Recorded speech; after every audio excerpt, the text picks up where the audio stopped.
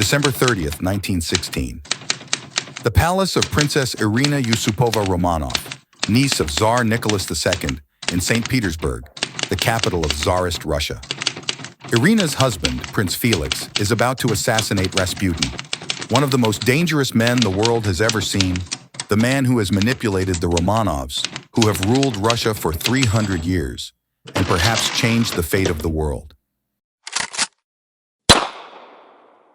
He has his reasons. For part of the family, the future of the dynasty and the empire is in grave danger. And the reason for this is the monk Rasputin himself, who can't even read or write properly, who is an imposter, and yet he managed to influence the Tsar. So how did this monk, born in a village at the foot of the Ural Mountains, a master of manipulation who spent his life deceiving people in the name of religion, managed to influence the power at the top of the Russian monarchy so much? Rasputin, who was he? Let's take a look at the life of this interesting monk and how he changed fate. I would appreciate it if you don't forget to like the video, accompany me in the comments, and subscribe. To some, he was a healer with superior powers. To others, a friend of God. To others, an immoral liar. This is how sharply people's feelings about Rasputin differed. His large eyes, which even today, when one looks at his photographs, seem to be able to influence people. His height approaching 2 meters. His shabby appearance that completely disregarded personal hygiene rules.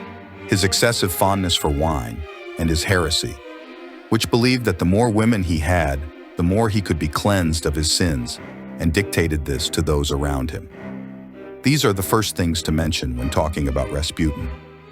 Moreover, these heretical thoughts and his crippled understanding of religion made him close friends with the top figures of the Russian Tsardom, Tsar Nicholas II and Tsarina Alexandra. Even more than friends, the husband and wife who ruled the Russian monarchy worshipped him. They claimed to have witnessed his miracles, and they sought his blessing before making decisions in family affairs, let alone in matters of state. What happened in the process that led Rasputin to become such a special person in their eyes? More importantly, who was Rasputin? He was born Grigori Yefimovich in Pokrovskoye, a mountain village in Siberia where not many people traveled. His father was a clergyman. Some of the losses Rasputin suffered as a child led to mental problems that affected his future life. When he was 12 years old, their house burned down and his mother died. His younger sister, who was already ill, drowned in the Danube. While playing with his brother on the shore of a pond, he fell into it. As Rasputin tried to save him, they almost both drowned, but a passerby saved both brothers at the last moment. Rasputin was unharmed, but the bitter Siberian cold caused his younger brother to develop pneumonia, and he lost a second sibling. As a result of this trauma, he was terrified of drowning throughout his life, and perhaps that is why he never went near water, even for cleaning. This is all that is known about his childhood. It is also known that he received very little education and could not learn to read and write. Later on, he would make up for this deficit a little bit. Although his father was a clergyman, Rasputin did not actually receive any religious education. However, there was a monastery near his village, and he was interested in the lives of the monks. But in contrast to their lives, he constantly pursued the opposite sex and committed crimes such as theft. Some say he was suspected of one such crime when he went to another nearby village. Here, he met Praskovia Dubrovina, a woman he would marry within a few months. They married in 1887, and Rasputin settled down for a while. They also had a son. But that same year, he became interested in a radical religious sect of Orthodoxy. This sect, condemned by the Orthodox Church, believed that the right way to approach God was through sinful acts. That is, one could only be redeemed by committing more and more sins, an inconceivable paradox. In the same years, he declared himself a saint, claiming to have seen the Virgin Mary. He now had a religious mission and left his village to make pilgrimages. He walked the 3,000 kilometers to Greece in 3 months.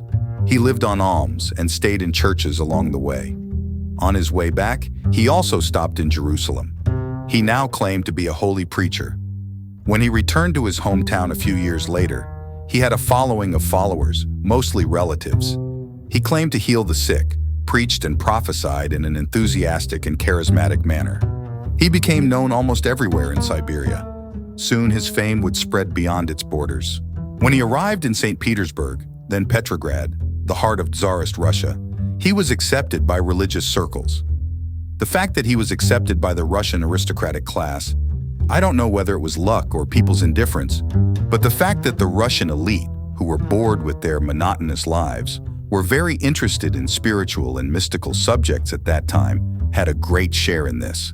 It was not difficult for Rasputin to influence this circle with his strange mannerisms, his big blue eyes that hypnotized people, his long hair and beard.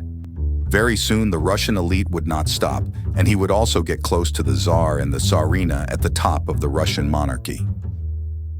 A few years after he was presented to the Tsar at a meeting, Rasputin received the invitation that would change the fate of the Romanovs.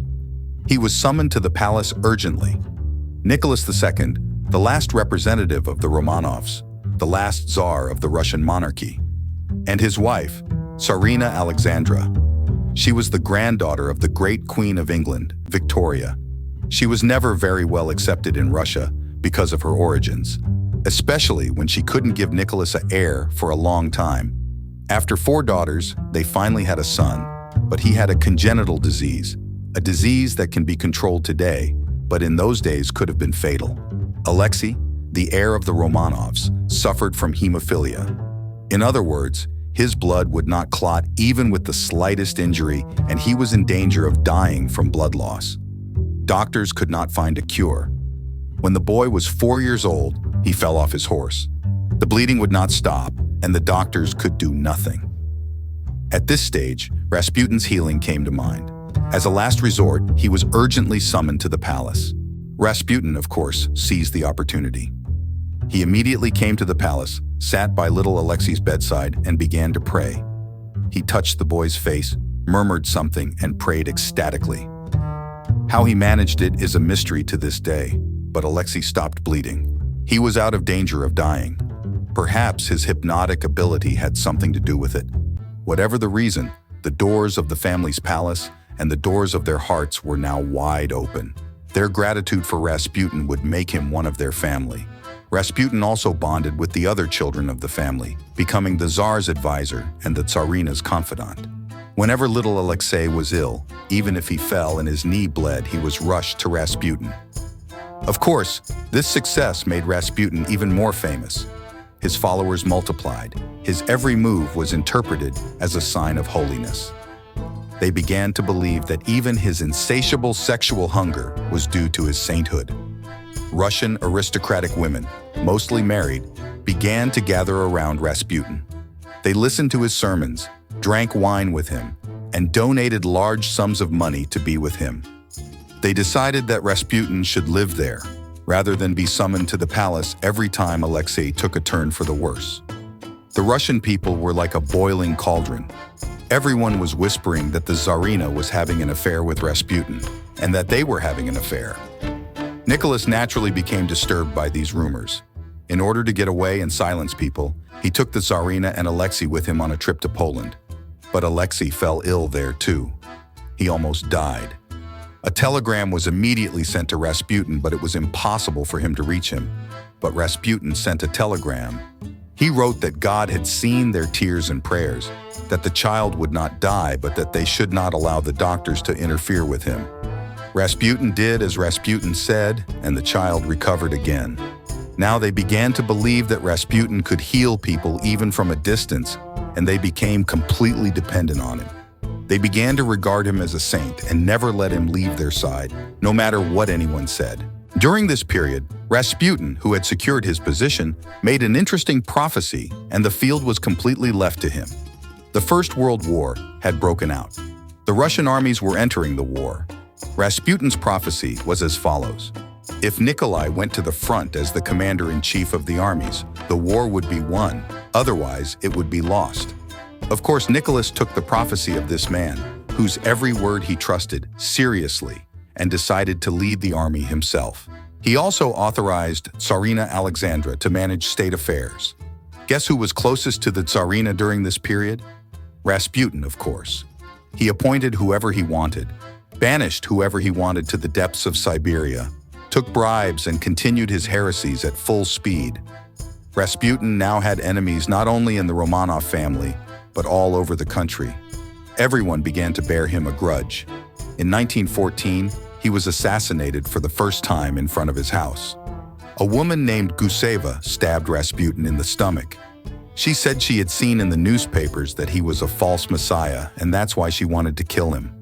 Rasputin was hospitalized for a long time, and the assassination left questions. Things were not going well for the army either. As news of defeat came one after another, the hatred of Rasputin by the public, the administration, and the opposition grew. He was now the #1 enemy of everyone except the Tsar and his family. The opposition was targeting not only Rasputin but also the monarchy, and the October Revolution was in the air. The pro-Tsarists agreed that Rasputin had to be eliminated to save the monarchy. The Tsar's cousin, Grand Duke Dmitry Pavlovich, the politician Vladimir Purishkevich, and Prince Felix, the husband of the Tsar's niece, decided to take matters into their own hands. On one pretext or another, they invited Rasputin to Princess Irina's palace. They offered him cyanide cake and wine.